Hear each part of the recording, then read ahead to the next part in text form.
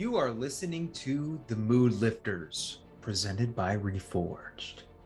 What is going on, guys? Welcome to another episode of The Mood Lifters. In this week's episode, I sat down with Grant to talk about our exercise journey so far and the stuff that we're dealing with, in addition to sitting down and talking about supplements. We sat down and talked about supplements in general, what supplements we recommend, the supplements we've used in the past, and how you should go about using supplements. Now, without further ado, let's get into it. What is going on, guys? Welcome to another episode of the Mood Lifters. I hope you're all doing well today. I got myself and Grant here today. Chris couldn't make it, so we're just going to be talking about weekly updates, and we'll get into some juiciness about lifting your mood. Grant, what's good?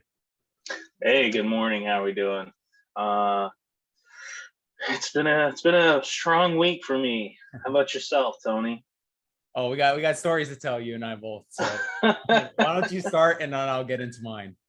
Sure. So this past week was just I've been shadowing with my new job. I think I did close to like 50 hours, and you know the job that I'm going to be doing is going to be very physical. It's part of like hazmat and safety compliance, so we're picking up a lot of waste from different kinds of companies and businesses, and we're moving hundreds of pounds barrels with this dolly and hauling it up into the truck, in and out of this multi-step to get into the truck, and a lot of movement, a lot of steps. You're wearing heavy ass boots, you're wearing heavy fire retardant uniform. It's a lot. And I did that from Monday through Friday this past week, and I'm feeling, man. I'm tired. I'm sore, but I'm feeling good. I'm feeling good. I have a really interesting question. I want you to kind of think about this. Is Okay. The activity that you're doing right now lifting your mood? At the end of the day, when I get home, I'm feeling lifted. You're like, mission accomplished. I'm done. I sit down. I'm like, oh, okay. I got some good movement today. I did a lot of, and then I wake up the next day. I'm like, oh, okay. I'm feeling it. My roommate made a comment. She's like, oh, you're thinning down even more. And I was like, that's the goal. That's the plan. That's what we want. And the scale's still staying the same right now, but if she's saying I'm leaning down, I'm gonna take her word for it. Because like we all know, I don't see it yet. I don't just see it just yet, but it works. Whatever I gotta do. So I've just been doing that, and ready for tomorrow to start. Got to go back to it. Another round. But that's good. Like we got the talking about this right from when we started and stuff. One of the biggest things was that financial stressor, and now you got that covered, and now we're training to handle the job. 50 hours a week is no joke. 50 hours a week of just intense like physical activity on top of like what you're doing. Much respect to you, dude. It's not all moving, because there is a lot of driving to it, but when you get to a location, like on what was it? I think it was on Friday, we went to one location, but we were there working for 4 hours, just moving stuff. We picked up like 18 barrels of waste and a couple pallets of batteries and stuff, and it was a lot, and it was hot. Just cooking, man. And then you're wearing the suit and everything, huh? I'm not wearing the uniform just yet, but I was out there. I got to wear jeans to cover my legs, in case any kind of spillage, because we deal with like acids and stuff like that. So I have to wear clothes that cover up, and then standing out in the direct sunlight, and just getting cooked, getting that vitamin D. But 4 hours of it, it's like, ugh. Yeah, I need some shade. Yeah, but that was just an example of one day, but it was like killer. Not all that much driving. I think we drove for maybe 2 hours out of the day. Then there's a couple hours of like maintenance work where you gotta stock up the truck and make sure all your paperwork's organized. But yeah, it was like 4 or 5 hours of just moving shit. Well, even talking about all this stuff with the physical activity and movement, you might not see like that progress on the scale just yet, but it's coming. It's coming for real. Yeah. I'm just trying to keep the movement going. I mean, I feel like that soreness of moving a lot and doing a lot of repetitive motions and stuff. But at the end of the day, it's important. Got to do it. And it doesn't hurt when I lie down, when I get ready to go to bed, that it's just like, out. Yeah. Tired enough to just sort of go straight to Just bed. recuperate, man. That's right. You want me to talk about my story? Yes, please. All right. I did mention to you before, but I'm just going to let the guys know, everyone watching. I've been doing the frequent Muay Thai and Jiu-Jitsu for about, my goal is to hit about 3 or 4 days a week. And Friday, my elbow joints are stiff. And we were sparring. And one of the more common things for a lot of white belts to do is the Kimura grip. And I can't demonstrate it right now because I have to be on the floor and somebody else has to demonstrate it. I'm still kind of novice at demonstrating things. But I was sparring with somebody and I was like, this guy is very common of using a Kimura grip. So I got to be careful with that. And I know if I can grip my wrist with the opposite hand, I can get out of it each time because I have a lot of strength as soon as I grab my wrist and I can escape from it. But in this case, basically my body was over, like my whole body's like spread throughout like this. And he basically had his whole he has lower body on basically my chest, close to my neck, all that stuff. So basically like almost nuts to mouth, right? And like I'm sitting there, and I can't get it. And my ego's kicking in. It's like, oh, I can get out of this. I can get out of this. And that split second of ego kicking in, I should have like stopped it right from the get and tapped out. But I was like, my ego was a little bit in there. But then I started to see that it started to extend more and more and more and more. My wrist started going back like this. And I was like, okay, tap. But I guess he didn't feel the tap. And then he kept going more and more. I was like, no, bro. I was like, dude. So like, what happened was it was like this close to it being probably like a tear on the forearm tear right in here. So like, I got out of it, obviously my adrenaline is up because I'm like, what the hell? Like that happened. He felt very bad, but usually with us guys, when you're like newer to the sport, I don't want to like pin the blame on somebody that, when we're new, we don't know how far certain joints can move and stuff like that. After that, I was just like, bro, I basically was just like, just be careful with that. Like, I'm glad it wasn't anything that was a severe injury, but I did get a lot of inflammation. So I'm dealing with a lot of inflammation right now. My forearm muscle right here, and then also like towards my bicep right here was kind of swollen on Friday.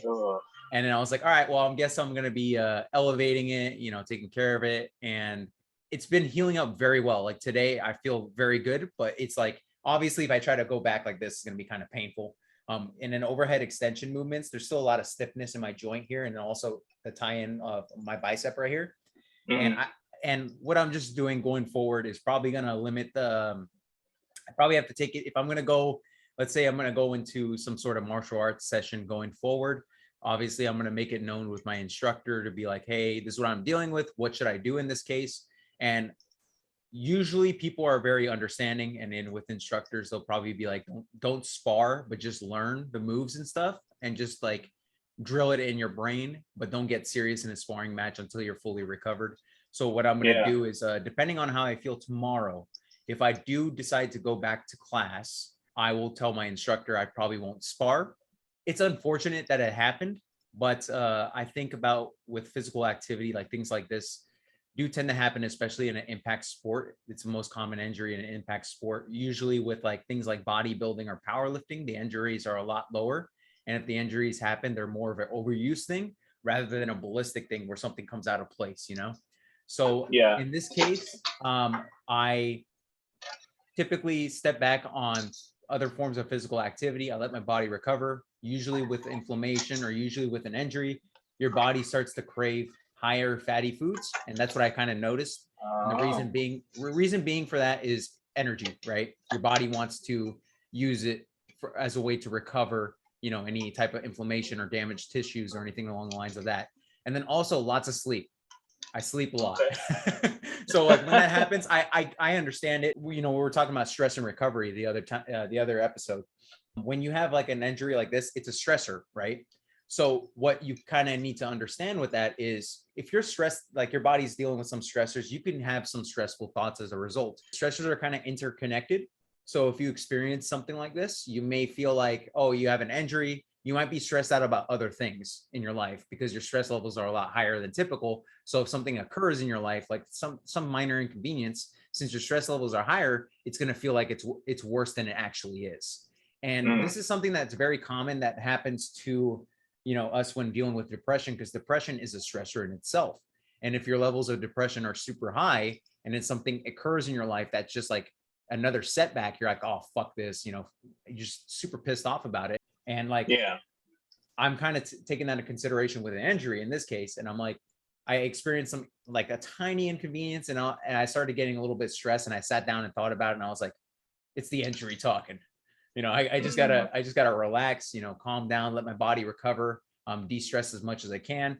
I was listening to some very calming music, and that was very peaceful for me yesterday. I was listening to audiobooks and stuff. I was just taking advantage of it. I'm a proponent of physical activity at least 3 to 5 times a week. But if you're getting started, maybe a little bit, micro steps every day. But if you're dealing with something like this, obviously you want to take it slow. You want to take a step back so that you can make 2 steps going forward. Gotcha. So in that like grand scheme of things, where it's like you're dealing with a fresh injury, you're resting, you're trying to fight against eating a bunch of fatty foods. Do you have any specific like recovery routine beyond that, like any kind of specific supplements that you take when you're hurting, or like very good question, heating, like a hot ice kind of situation beyond ricing it, so resting? depends on the phases of it, of the injury. I'm not well articulated in an injury. I know some people are very, very, very good at like injury mechanics and how you handle injuries and stuff. But usually in an inflammation period, like what I'm dealing with right now, what I do is the elevation, compression, icing. Sometimes I'll jump in like a cold shower at certain points of the day. I also take things like take supplements like creatine, L-carnitine, ashwagandha, a lot of fish oil too. The omega-3 fatty acids are anti-inflammatory, and it's something that I recommend taking, especially during an injury. I take a lot of fish oil when I'm like dealing with some sort of inflammation or anything along the lines of that. In regards to energy consumption, when you're eating more calories than usual, I say to people that are dealing with the injury, don't be too hard on yourself in that regard, because sometimes that extra energy is not being used to be stored as fat. It's more of tissue rebuilding, right? I don't know if it's your resting metabolic rate or basically what your body will allocate those calories towards something it needs the most, right? So if you're dealing with an injury and you consume a certain amount of calories, it's probably going to go prioritize that towards tissue rebuilding rather than you storing it as body fat. Yeah. So that's something to take into consideration. On the times that you're injured, your body may need to eat more calories on average, and that's okay. Obviously, to a certain point, we don't want to constantly be eating at that high calorie point when we start to get rest and recuperated, because we may store it as fat. But in this period, I usually am like, okay, I'm usually eating this many calories. I'm going to eat a little bit more. That's something I definitely need to work on, is getting my my supplements back in order. See, it's really been kind of weird for me because I take I have a levothyroxine, which is a thyroid supplement from for the hormone. And they say, okay, you wake up in the morning, you take this pill, you have it with a full glass of water, and then you can't have anything else for the next 45 to an hour. All right. And then it's like, by then I'm already shit. I wake up at 5, I put my pants on, and I go straight to work. So then I get to work, and I've been pre-packing this protein oatmeal, and then I have a protein shake mix at the office. So I'll have the oatmeal. It's like 200 calories. Then I'll have the protein shake. So I'm starting at like 450 calories at 40 grams of protein, 46 grams of protein to start my day. But then I get on the truck and I'm on the road, and I don't have, I'm not carrying my multivitamins with me. I have my little box of vitamins here. Back when I was in school, it'd be so simple as like, okay, it's 1 o'clock, 2 o'clock. Let me have something to eat, take my multivitamins, take my fish oil, take my vitamin D, take, what else was I taking? think there was at a point potassium, all this stuff, and I was doing really good with my supplements, and now it's harder to get them in, just because of the schedule. I mean, I guess I could transport in smaller bottles as long as you don't get pulled over, because then they look at these tablets and they're like, hey, you're not supposed to travel with tablets outside the bottle, so that they can identify where it is. They're gonna be like, what are you doing, you druggie? But yeah, no, it's been weird. I'm trying to figure out a method to reintroduce getting my supplements in every single day like I used to be doing. I definitely haven't been. Yes, that's something I'm trying to address. I think we're kind of off the topic for this week. No, it's okay. This is actually a good conversation because we can definitely talk about supplementation. I'll talk about like supplementation in general. This actually could be a really good episode, uh, really juicy one. I'll talk about supplementation in general, and then we could talk about like little applicable strategies that we can use to get our supplementation in. But Okay. Ultimately, when it comes to supplementation, this is coming from a guy who owns a supplement brand and is carrying his pre-workout right here. Supplements are more so. Oh, that was a plug, by the way. Oh, a low key plug. But I will say this: supplements should be used as more of, I don't want to say optional thing, but it's potentially an optional thing. But you should consider supplements as something to fill in nutrient gaps or any type of deficiencies in your life. Like most important thing I recommend to everybody is to focus on improving your lifestyle, and then the supplements will benefit you the most. So if you're getting let's say for example, my sleep supplement, if you're getting a damn good amount of sleep in, or you try to optimize it the best you possibly can, if you take my sleep supplement, it's going to benefit you even more, right? It's going to basically augment or amplify the lifestyle you're living. So when it comes to supplements, think of them as filling any gaps that you have in your diet or your lifestyle. Now, this means that for everybody, some supplements are going to be different. Like some people are anemic, they have to take supplements for that and things like that, right? So that's going to be more of a necessity for them. Now, when it comes to supplements, personally, I break it down into basically 3 categories: more so a foundational group of supplements, performance-based supplements, and then lifestyle supplements. Some of these categories can be mandatory for some people based on their circumstances, or they can be optional. Now, with the foundational, I think the foundational supplements are the most important. These are your vitamins and minerals that you need to take to fill in any gaps. In regards to these, I try to prioritize these the most. I kind of lump protein powder in this category as a foundational, but sometimes it could just be used for performance depending on the person's needs. But the foundational stuff is like multivitamins, fish oil, things like magnesium, vitamin D, and so on.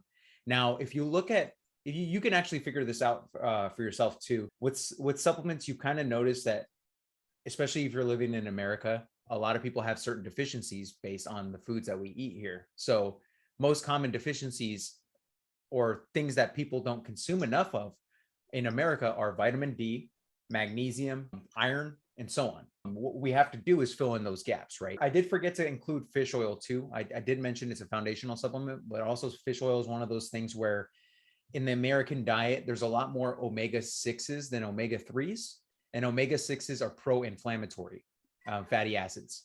Now, this does not necessarily... Pro-inflammatory. Yeah, pro-inflammatory. Oh, you're taking notes too. I love it. Well, I have my fish oil here, so I'm just checking to see if there is the omega-6. Well, here's the thing with omega-6s. Pro-inflammatory is not necessarily bad. Sometimes we need them, but the amount that we consume, it's the dose making the poison, right? If you look at the Western diet, I think it's like most people on average have 16 times more omega-6s than omega-3s. So that's a problem, right? You want to kind of get close to, it's very difficult to get 1-to-1, but get at least a 4-to-1 ratio. 4 omega-6s compared to the 1 omega-3s, 4-to-1. You can get a good amount of omega-3s just by supplementing with fish oil. If you have, on most fish oils, you can probably take about 2 to 6 capsules and you'll basically get that good amount. Sorry about that. No, it's okay. It's okay.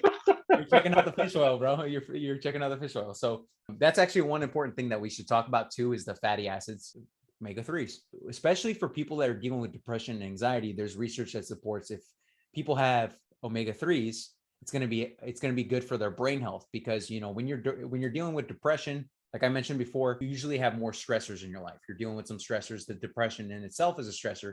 And this is more so like from an inflammation perspective, with mental health. If you start to introduce omega-3s, there's research that supports this. It's an anti-inflammatory, so it's going to help with brain health overall and reduce inflammation. So there's research that says about, I think it's EPA specifically. There's omega-3 fatty acid known as EPA that's found in fish oil. I've seen some studies that say that DHA also helps in this, but most studied is EPA. They say about a gram of EPA plus has benefited people when it comes with dealing with depression and also anxiety. The symptoms get lessened. So if you're dealing with something like depression or anxiety and you take fish oil, the symptoms get lessened. You may have to take a lot of fish oil depending on the quality of fish oil you consume. I've seen a lot of fish oils on the market. I'm still trying to discover the best ones. I personally had the best benefits from First Form's Full Mega. The reason being is I take 2 of them and I'm almost at the gram of EPA. And if I take 3, I hit the gram of EPA, and I usually feel good from that. Yesterday, I still have some. Yesterday, I took 6 of them, and I felt pretty good afterwards. And 6 of them. Yeah, I took 6. I was like, what's the daily recommended dose? 2? So, yeah, so 1 serving is 2 soft gel, or actually, I think it's 1. It is 2 soft gels, and the 2 soft gels is, I think it's a 900 milligrams of EPA in that omega-3 concentration. So like I said, a gram plus is usually been shown to help with symptoms of depression and anxiety. And then also in regards to inflammation purposes, I took a lot of them for that reason. So to reduce my inflammation, getting the right nutrients I need to recover. And was that all at once? Is just 6 tablets, or you spaced that out over the day? Here's the cool thing too. I said, fuck it. I took them all 6 at once, but I'm actually going to try today and spread it throughout and see how I feel in that regard. I will say this too, since there are supplements that are fat soluble, or I'm sorry, since there are vitamins that are fat soluble, meaning that in consumption with fatty acids, your body will synergistically absorb them better. Right. Yeah. So here's a cool tip for some of you guys. If you don't get that much outdoor exposure, that means your vitamin D levels might be a little bit lower than typical. If you get a vitamin D supplement and you supplement it together with fish oil, since vitamin D is a fat soluble vitamin, it's going to absorb better in your body. So that's a quick tip for you guys. If you have fish oil and vitamin D, that's a good combination. I'm looking here at this one. This is that good old Walmart brand, Nature Made.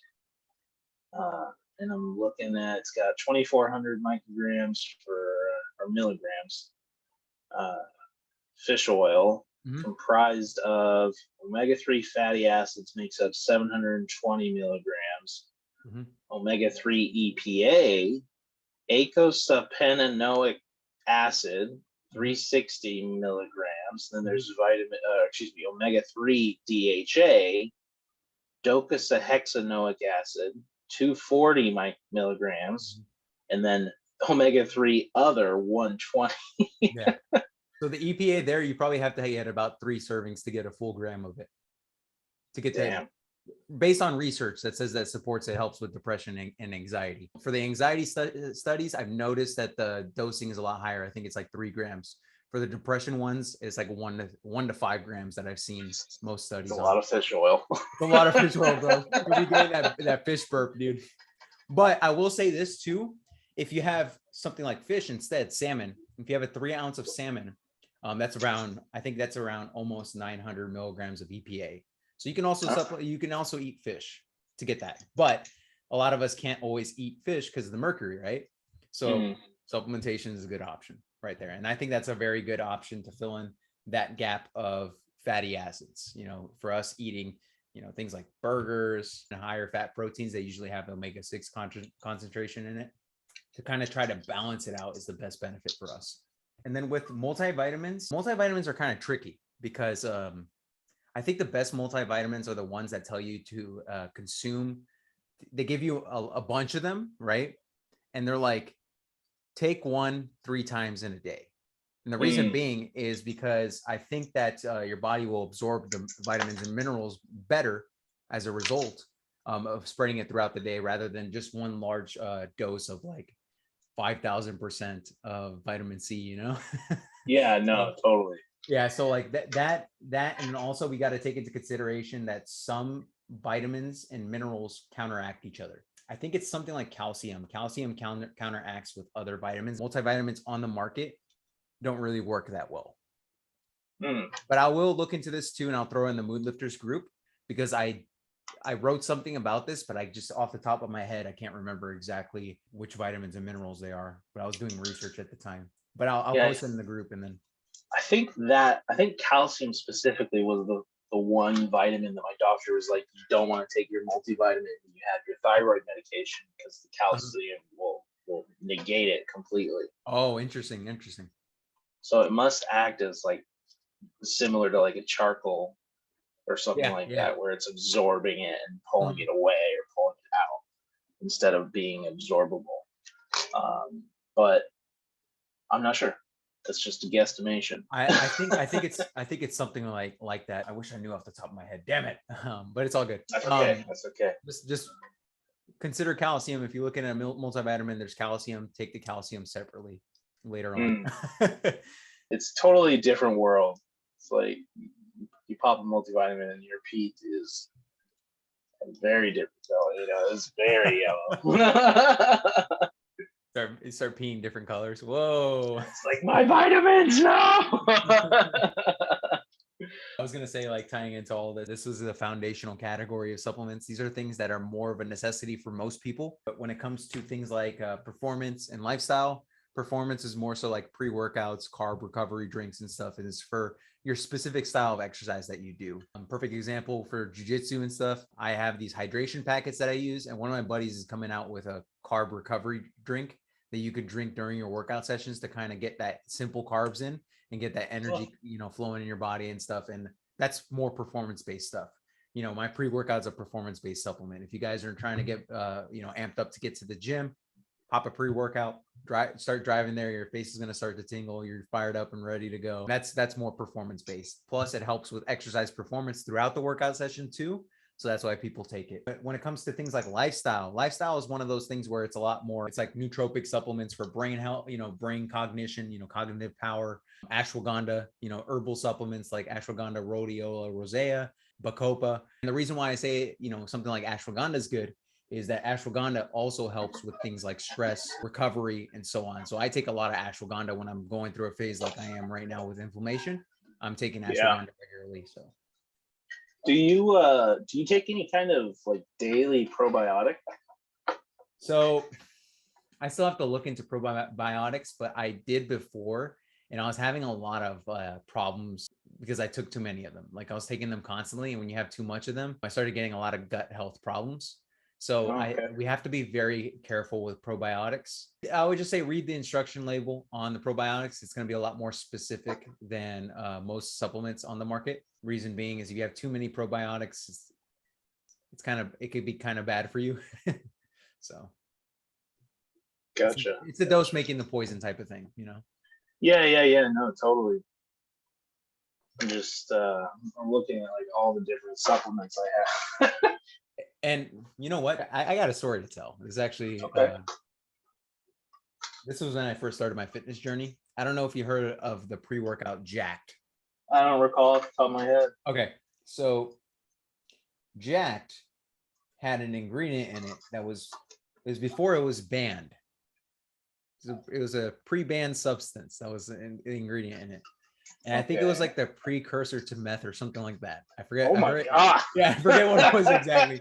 But Grant, I will tell you this. That was the first pre-workout I ever bought because everyone's like, oh, this is fucking hype. You got to take it. And obviously like the high stimulant. And then you had that, like, you're just like, what the, like, I got all this power, The first time I took it, I was like, what is this? This is another dimension.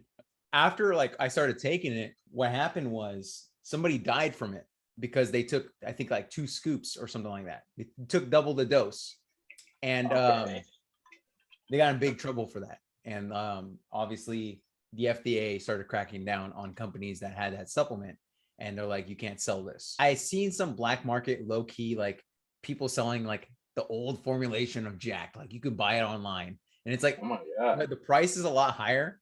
But usually these are like those stimulant heads that are just complete psychopaths that are just like, give me like the craziest pre-workout possible. And you can't like really, you can't use certain payment processors for it because it's technically illegal. So Yeah. like they find a way around it. If you shop for it on Google, you could probably find a store that sells like high stimulant things like that. I don't know if you ever knew about this, but before I started my supplement brand, I was researching caffeine, right? And this was after the caffeine overdose story that I had. And Uh-huh. when I started researching, things like caffeine supplements and stuff, because I was going to make a concoction, kind of test my product out. What happened was I was looking for caffeine powder and it was gone. And they used to sell caffeine powder all over the internet. And what happened was somebody overdosed on caffeine and died from a caffeine powder because the scoopers are like this small too. And it's like, oh, here's the 200 milligrams. That's 200 milligrams of caffeine right there, right? And if you have Yeah. more than that, you're going to get screwed up. And one of my buddies used to buy a caffeine supplement and would take the little scooper and then he would throw it in his pre-workout. He's like, I need more caffeine in this pre-workout. And I was like, bro, that's psycho. What happened was the FDA cracked down on that too, and now you can only sell caffeine pills. Be careful That with the might be for the supplements, best, guys. though. What'd you say? That might be for the best. Yeah, no, I think it's a very good idea. When I see some people that they brag about doing some different stuff, like God, I remember in high school people used to brag like, "Oh yeah, I drink like 8 monsters a day." It's like, dude, your piss must be bright green or Yes. something. It's like, oh my God, that's insane. Like maybe will have a monster in the morning to get up and go, and even then Yeah. I'm like, okay, I can feel it. Yeah, I was gonna say like I'm drinking this Ghost energy drink because I like it, but luckily it has 200 milligrams of caffeine and that's all I need, right? Like Okay. I'm good with that, and I have limited it to that because I kind of look at things like for energy and stuff as more. I look for like other natural energies, things like ashwagandha and things like that. And while you might not Mhm. feel it immediately, like caffeine will, I feel like if I consistently take it, I feel like I have a lot more energy to spare. And then also the physical activity you do over time, you're gonna feel a lot more energetic. And then also the quality of nutrition, you're gonna feel a lot more energetic. So I think it's so important to just focus on those foundational things and not rely too much on caffeine. But if you have to take caffeine, that's okay. Up until that 400 milligrams. I say that's the cutoff for pretty much everybody. Now, some people will disagree with me on that, but that's okay. I've seen I've experienced what happens on high caffeine. You don't want to go there. So, what would you say your average small cup of coffee has in terms of a dosage of caffeine? I would say about 90 milligrams of caffeine, 80 to 90 milligrams of caffeine. That's like most coffee. Okay. For like what sizing are we talking about? Like I would say maybe a little bit less than that on a small mug, but okay, yeah, it's about there on average. gotcha. All right, yeah, So because I've you been don't need doing 500 cups of coffee. I think if you go for two or maybe even three, sometimes I think you should be in a good spot. okay, and that's a daily Yeah, suggestion. Okay, cool, good to know. yeah, Yeah, I just with the work being there at 5 a.m., I'm like, I need to wake up. I need a yeah. cup of I feel coffee, that. so I'll have a cup or two just to get going. So I never feel any. The only thing I really feel is that I gotta pee. That's Coffee just that. kind of Yeah, runs through me.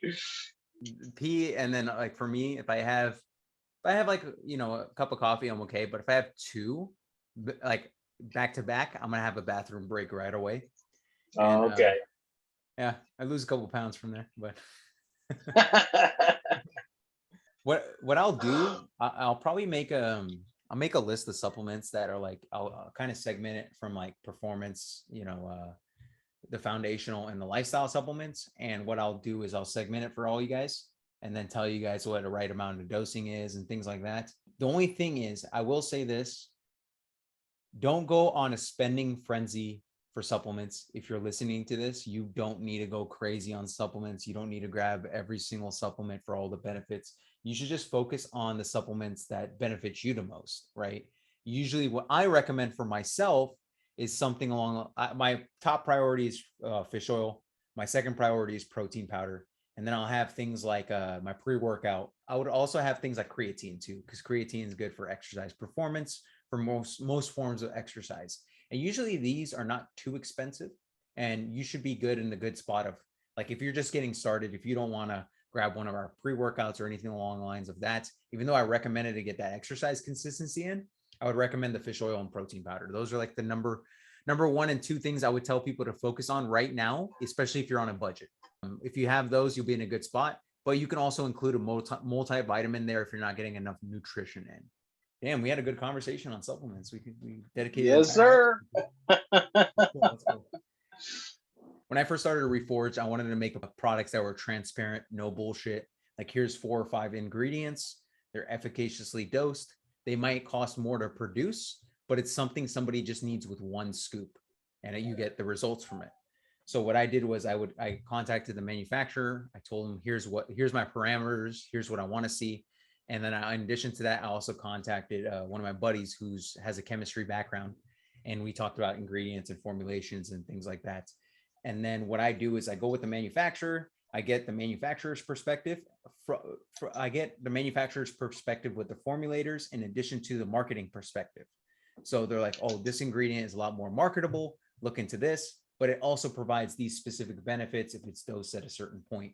So I actually go through this period of like a few months of me manufacturing these products, taste testing them, sampling them out. I know down the line when we're going to create new flavors and modify formulations, because some of you guys have mentioned that you want a non-stimulant version of this, which would actually be a pretty cool supplement. I may make it non-stimulant and have like sweetened with monk fruit and things like that, but we'll save that for another time. We'll figure out, as we get bigger and as our mood lifters continue to grow, I'm basically going to go to you guys for feedback and then see what we can improve upon. And then if you guys want me to make a non-stimulant version that's a different flavor or anything along the lines of that, I'll have some people sample it out and test it out and let me know what they think. And that's how I usually follow that process. I hope this helped you guys kind of devise your supplement list and figure out what works best for you. Remember that supplements are to fill in gaps. Some supplements could be mandatory to other people, whereas others that you may try, if they say that you got to try this, it might not, benefit you, because let's say, for example, you eat fish regularly, you may not need a fish oil, right? You may get a good amount of magnesium in, so you might not need a magnesium supplement. So it just depends on the person. So Grant, I want to ask you, do you have any other questions, or is there anything you want to mention before we close? Just that I agree with your sentiment that everybody's case and need for supplementation is entirely dependent on each individual. Some need more than others. Some don't need nearly as much as others, and it takes the individual to figure it out. But I think we had a really good conversation about it. I like supplementing some of the stuff. It's certainly helping me along the way. It's my goal to keep doing it. I appreciated you saying that it's you don't have to go spending a lot of money, because it can get really expensive. Yep. As nice of a place as GNC is, they slap you pretty good when you hit the cash register. Oh yeah, I used to spend hundreds a month, man. Now it's like, God, I just got one bucket of Ghost. It's like 26 servings. Like, okay, that'll be $50. I'm like, oh my God. Take my money before I start crying. Tough, man. Yeah, no, I get it. But I respect that. Everybody's situations are different, and we gotta be all encompassing for every individual. And I appreciate that. So good job with remembering that. But if you don't got any other questions, I know I got one last one to ask. Take it away. Yeah, all right, brother. We here at the Mood Lifters got one last question. It's, have you lifted your mood today? Hell yeah, guys. Thank you for watching. If you guys would like us to talk about any specific topics or a specific supplement that you want to learn more about, please don't hesitate to reach out, comment, direct message me at Live Reforged on Instagram or anything along the lines of that. And with that, guys, I want to thank you guys for watching, and we will see you in the next one. Be well. Take care. Thank you guys for listening to this episode of the Mood Lifters. I hope you found some value in listening to this episode. If you guys need help on your fitness for mental health journey, just a reminder that we created a 30-day Lift Your Morning Mood course for you guys. You can get it at livereforged.com/liftyourmood. Again, livereforged.com/liftyourmood. And in this course, we're adding additional resources to it that continue to expand, so you get access to this complete library of content. So again, livereforge.com/liftyourmood. And with that, guys, thanks for watching and listening, and we will see you in the next one.